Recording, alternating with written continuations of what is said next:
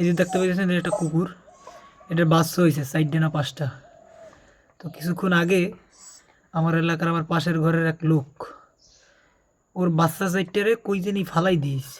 তো এরপরে আমি ওই লোকের বাসায় যাই, বাসায় গিয়ে তাকে জিজ্ঞেস করি যে আসলে কুকুরের বাচ্চা কই ফালাই রাখছেন। ফালাইছেন কুম্বে কোন জায়গায়? শহীদের বাগে কোন কুলে? শহীদের বাগে কোন কুলে? তার কাছ থেকে জানতে পারলাম যে আমাদের বাড়ির পাশে একটা বাগানে ফালাই দিছে। তো বাগানটার নাম চকিদার বাগান। তো ওই বাগানে নাকি একটা গাছের গোড়ায় ফালাইছে। তো আমি আমার এক চাস্তো ভাই আছে, ওকে নিয়ে আমি ওই বাগানে যাব। তো একা একা আমার একটু ভয় করে। কুকুরের বাচ্চার সন্ধানে আমি আর অনেক দুইজনে যাইতেছি। কুকুরের বাচ্চা কই খুঁজতেছি। এইখানে আমাদের সন্ধান দিয়েছে এই সেরেজ গাছের নিচে কুকুরের বাচ্চা ফালাই না, হয়তো হালাল তুই বের হলো। হার বেড়া মনে হয় বেড়া কুমি কুতকুতর তুই দেও কুতকুতর। হ্যাঁ হারে হারে হারে হ্যাঁ হ্যাঁ অবশেষে কুকুরের বাচ্চা আমরা পাইছি। লাভ দে লাভ দে লাভ দে, ধর ধর মোবাইল ধর। ও মা মোবাইল ধর, তুই মোবাইল ধর। ভিডিও চালু থাক। আমরা কুকুরের বাচ্চার সন্ধান পাইছি। ওই যে দেখেন গাইস, ওই যে বস্তা বইরা লই এখন লই যাম কই গো লই যা লাগে না কাবা কুত্তা হালা ফেলা আইবে নি না কুত্তা আর খুশি ওই যে দেখেন ওই লইয়ে পলিথিন পাতাই হালাই ইস রে পলিথিন পাতাই হালাই দিস ছোট ছোট বাচ্চা দেখেন গাইস।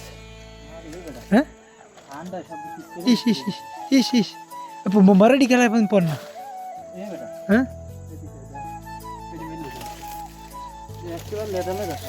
ইস দেখেন এই দেখেন গাইস, তাও কয়টা? 5টা না? 5টা আড্ডি কই কয়টা উড়ো উড়ো কতটি বাচ্চা দেখেন, কতটি বাচ্চা এই জায়গায় ফালাই থই গেছে। মানুষ এগুলো কি মানুষ? আল্লাহ ও ক্ষতি করে ঠিক আছে, ইস ইস ক্ষতি করে ঠিক আছে, আবার কুত্তে আমাকে আক্রমণ করবে নি? হ্যাঁ সাহসী ছেলে লইছি আমার স্বাস্থ্য ভাই। আহ আহ আহ রে স্বাস্থ্য ভাই এই পড়বে হিন্দে পড়বে এই হিন্দে ধর। হ্যাঁ সাহসী ছেলে লইছি আমরা, 2 সাহসী ছেলে আইছি। অবশেষে বাচ্চাগুলোরে আমরা খুঁজে পেলাম। এখন আমরা বাচ্চাগুলোকে ওর মার কাছে দিয়ে আসব এবং আর একটা নিরাপদ জায়গায় ওদের একটা বাসা বানিয়ে দেব, ওর বাচ্চা নিয়ে যেন ওইখানে থাকতে পারে। তো সেই ব্যবস্থা করতেছি, আপনারা আমার ভিডিওটি কন্টিনিউ করুন, দেখতে পাবেন সব কিছু। তো এরপরে আমরা বাচ্চাগুলোর মাকে খুঁজে আনলাম, ওর মার কাছে বাচ্চাগুলোকে দিলাম।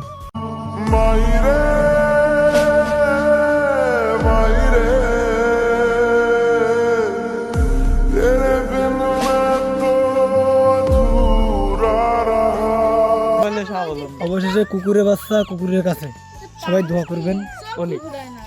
এইটা মনে হয় মারা গেছে। বাচ্চাগুলো খুব ক্ষুধার্ত ছিল, ওর মাকে পেয়ে দুধ খাওয়ার জন্য হাহাকার করছে। আসলে সত্যি মা ছাড়া দুনিয়া আসলেই কঠিন। আমি আবার এক হাত দিয়ে ধৈর্য ধৈর্য খাওয়াই দিচ্ছি, যে খাইতে পারতেছে না। আবার একটা বাচ্চা আপনার মারা গেছে, মানে অসুস্থ, ওই বাচ্চাটার কোনো মানে লড়তে চড়তে পারতেছে না, মানে হয়তোবা মারা যাবে। তো ওইটার একটু দুধ খাওয়ানোর চেষ্টা করতেছি, কিন্তু ও খাইতেই চাইতেছে না, ওর মুখ একদমই অপ, এই যে দেখতেছেন। পরে আর ওরে খাওয়াই নাই, ওরে আমি সাইডে রাখিয়ে দিছি, আর যেগুলো ছিল ওরা আস্তে আস্তে খাইতেছে দুধ। তো এরপরে আমরা একটা চিন্তায় পড়ে গেলাম যে এই কুকুরের বাচ্চাগুলো আমরা এখন কোথায় রাখবো। তো এখন এই কুকুরের বাচ্চাগুলো আমরা রাস্তায় রাখতে পারবো না, বা কোনো বাড়ির ভিতরেও রাখতে পারবো না, কারণ বাড়ির ভিতরে থাকলে ও মানুষকে ধাওয়া করবে এবং ক্ষতি করার চেষ্টা করবে বা কামড় দিবে, কারণ ওর বাচ্চার কাছে গেলে ও কামড়াতে যাবেই। তো এর জন্য আমরা একটা নিরাপদ স্থান খুঁজতেছিলাম। তো আমরা সবাই চিন্তা ভাবনা করলাম, প্ল্যান করতেছি যে কোন জায়গায় রাখা যাবে, কোন জায়গায় এই কুকুরটার ঘর বানানো যাবে। তো এই চিন্তা করতেছি, অনেক খোঁজাখুঁজির পর আমরা একটা জায়গা পেলাম যেখানে মানুষজন সচরাচর যায় না, ওইখানে আমরা রাখবো। তো এখন একটা সমস্যা হয়ে গেছে যে কুকুরের সামনে দিয়ে এখন ওই বাচ্চাগুলো আমরা কিভাবে নিব।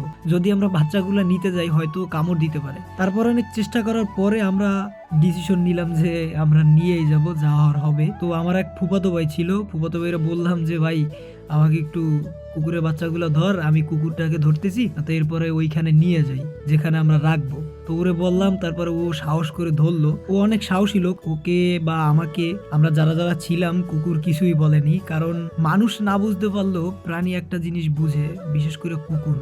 কুকুরে যদি তুমি ভালো পাও বা আদর করো, কুকুর তোমাকে কখনোই কামড় দিবে না বা তোমার ক্ষতি করবে না। তো এরপরে আমরা ওর বাসা যেখানে করব বা যেখানে ওকে রাখবো ওইখানে আমরা নিয়ে গেলাম। তো এখন আমরা আরেকটা বিপদে পড়ে গেলাম বা আরেকটা চিন্তায় পড়ে গেলাম। চিন্তাটা কি, ওর বাসা তৈরি করে দেওয়া লাগবে, কারণ প্রচন্ড শীত। এই শীতে আমরা ওকে খোলামেলা ভাবে বা জায়গায় রাখতে পারবো না, তো ওদের একটা আশ্রয় স্থান লাগবে। তো এর জন্য আমার একটা ওইখানে ঘর বানানো লাগবে।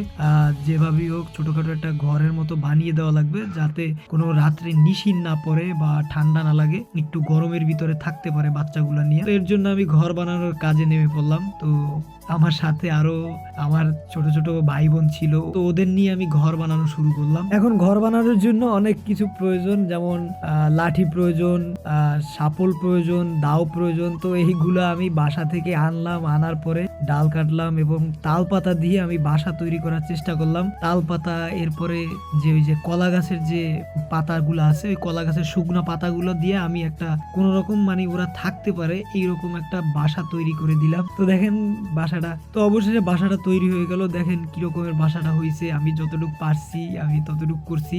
তো আশা করি এইতে ওদের শীত বা নিশীত থেকে রক্ষা করবে, তো কোনো ওদের ক্ষয়ক্ষতি হবে না বা কোনো সমস্যা হবে না। এরপরে তো আমি আছি ওদের দেখভাল করার জন্য, খাবার দাবার দেওয়ার জন্য, আমি সব সময় খেয়াল রাখবো। তো যাই হোক বন্ধুরা, ভালো থাকবেন। ভিডিওটি এই পর্যন্তই। ভিডিওটি ভালো লাগলে শেয়ার করে দিবেন।